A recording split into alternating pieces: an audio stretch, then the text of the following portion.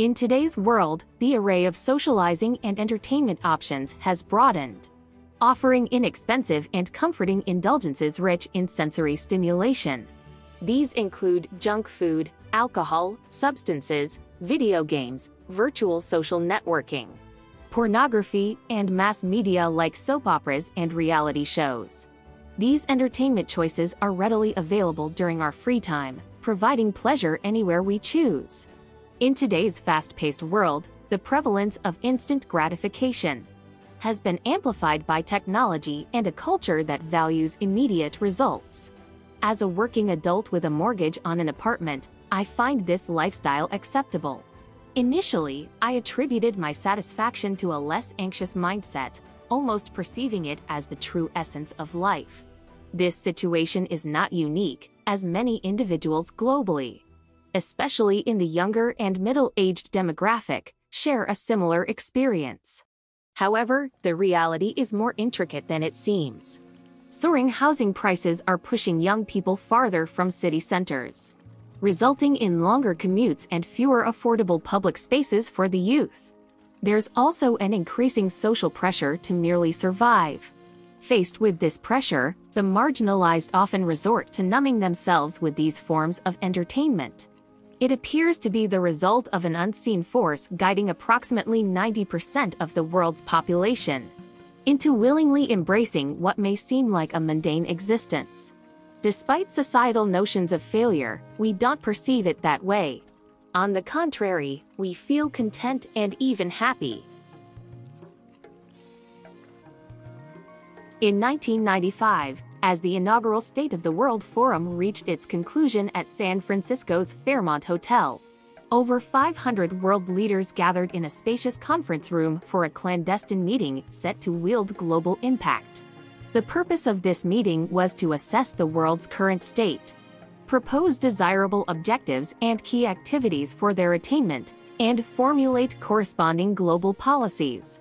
During the deliberations, the consensus emerged that an inevitable shift toward a 2280 society loomed on the horizon.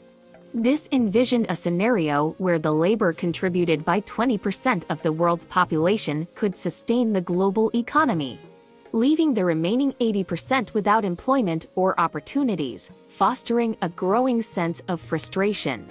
Among the invitees, at the behest of Mikhail Gorbachev, were influential figures like Bill Gates, then the world's wealthiest person, former U.S. President George Bush, former British Prime Minister Margaret Thatcher, Václav Havel, Ted Turner, and others, each holding significant sway on the global stage.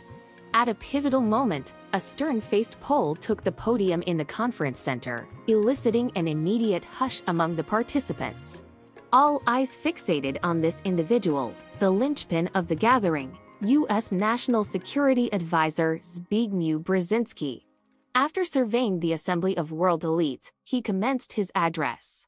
The global gap between rich and poor is widening. This phenomenon will seriously affect social stability. He highlighted the widening global gap between the rich and the poor, underscoring the potential ramifications on social stability. To help elucidate this perspective, Brzezinski offered an illustration involving two individuals, Jeffrey and Matthew. Jeffrey, a wealthy second-generation individual from a prosperous family, received a $300,000 initial capital from his family after graduating from a prestigious school. Leveraging his personal and familial connections, he acquired precise and cutting-edge business information, and his founded company gradually found success. On the other hand, Matthew, an average civilian, had to drop out of college due to financial constraints. Working as a pizza restaurant waiter, his meager monthly salary covered only basic necessities, leading to a repetitive and financially constrained life. Fast forward to their 40s. Jeffrey, despite facing ups and downs in his entrepreneurial journey, saw substantial growth in the initial capital, eventually deciding to retire early. Matthew, of the same age, grappled with the challenges of aging, enduring insults at work and struggling to support his family. Despite working longer hours than Jeffrey, Matthew could never accumulate $300,000 in his lifetime, let alone achieve the living standard of his affluent counterpart. This stark disparity arises not from Matthew's lack of effort, as he puts in twice or thrice the daily working hours of Jeffrey. As the economy advances, class divisions solidify, favoring the wealthy who possess natural information gaps and abundant resources. Such knowledge is usually only the province of specialists and insiders. Rich individuals promptly discover ways to make money, while the information reaching ordinary people is often fully exploited, leaving minimal earning potential. Rich individuals can easily invest and start businesses, generating substantial returns that surpass the annual earnings of many working people. This prompts a crucial question. If Matthew realizes one day that, despite his lifelong efforts, he cannot alter his destiny, what options does he have?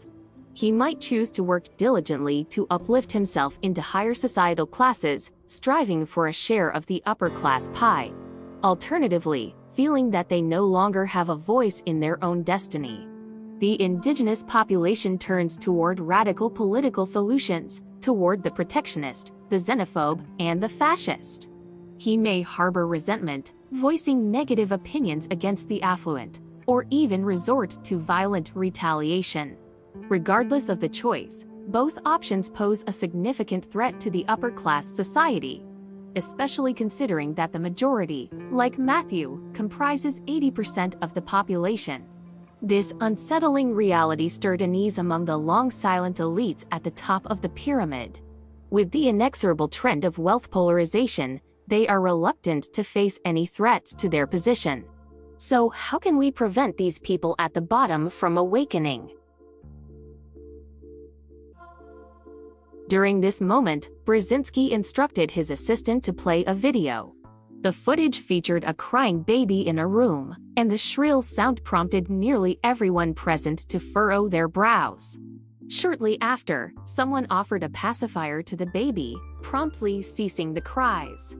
The infant's round eyes wandered around with curiosity. In that moment, Brzezinski remarked from the side, "None of us possesses the ability to alter the trajectory of wealth inequality. To address the discontentment of those at the bottom, there is only one approach: simply place a pacifier in their mouths. Divert their attention, paralyze their cognitive faculties, and induce a state of contentment with the current status quo." While this may not offer a fundamental solution, it does serve to prevent more severe consequences from unfolding. This is what we call the Tittytainment project. The story above is based on the intriguing concept of Tittytainment. Initially introduced by Hans-Peter Martin, an Austrian journalist and former politician, in his book, The Global Trap. This notion is rooted in the prophetic vision of a societal structure, envisaged as 2280, where the majority is placated with a peculiar concoction of sedating entertainment and government-provided sustenance. While not officially recognized in mainstream dictionaries, Tittytainment is defined as a blend of tits, symbolizing the soothing effect of breastfeeding, and tainment, representing entertaining activities. Together, this term encapsulates a cost-effective fusion of physical and psychological methods, designed to provide instant gratification and induce a numbing effect, effectively immobilizing the cognitive faculties of the populace. The envisioned societal structure presented by Martin paints a picture where 80% of the population relies on a combination of welfare and tittytainment. This peculiar mix serves the purpose of maintaining docility and contentment among the majority. In a metaphorical twist, Martin likens a frustrated adult to a giant baby in this scenario.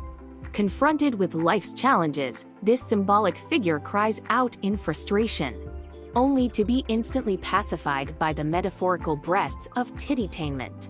The cycle repeats as the individual forgets the source of their discontent, highlighting the potential dangers of this numbing phenomenon in perpetuating societal complacency and diminishing critical thinking.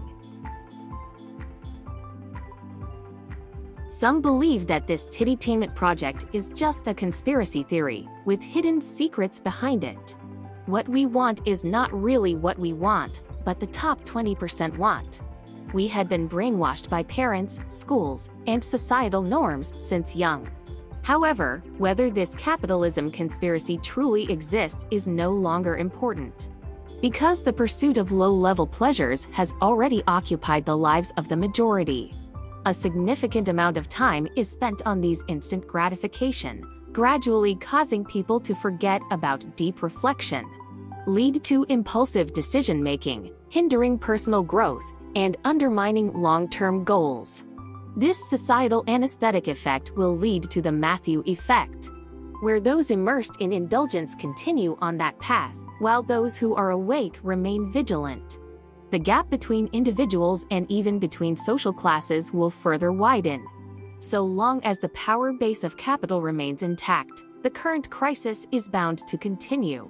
Seeking happiness is a fundamental human nature. While the allure of instant gratification can be enticing, it often comes at a cost.